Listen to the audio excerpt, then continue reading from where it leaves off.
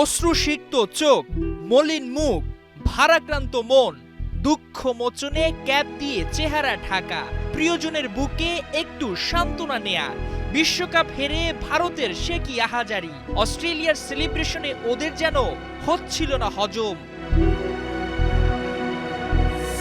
20 November 2023 আহমেদাবাদে ODI বিশ্বকাপের final.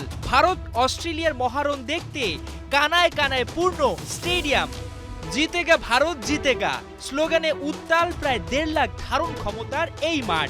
এক যুগ পর ওয়ানডেতে চ্যাম্পিয়ন হবে টিম ইন্ডিয়া। মাঠ ও মাঠের বাইরে দর্শকদের এই ভাবনা।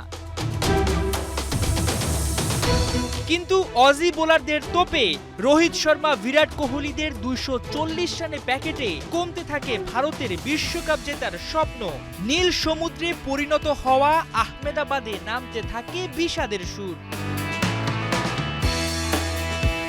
ভারতের দেয়া টার্গেটে ব্যাট করতে নেমে 47 রানে 3 উইকেট হারিয়ে বসে অস্ট্রেলিয়া। কিন্তু তাতে ক্ষণিকের জন্য ভারতের ডেরায় আনন্দ দেখা দিলেও দিন শেষে খুব একটা ঝামেলা পোহাতে হয়নি প্যাট কামিন্সদের।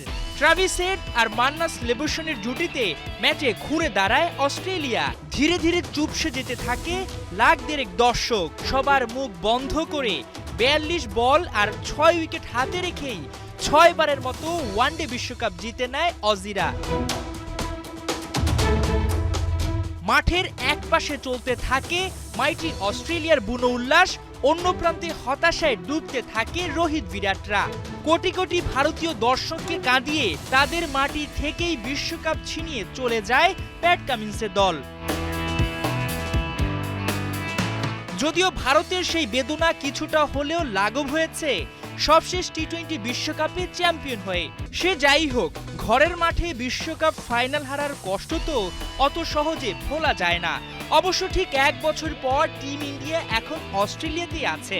22 নভেম্বর শুরু হবে বর্ডার গাভাস্কার ট্রফি। এই সিরিজের প্রতিটা টেস্টই এক একটা ফাইনাল। এখন দেখা যাক ঘরের মাঠে বিশ্বকাপ ফাইনালে হারার প্রতিশোধ ভারত নিতে পারে কিনা।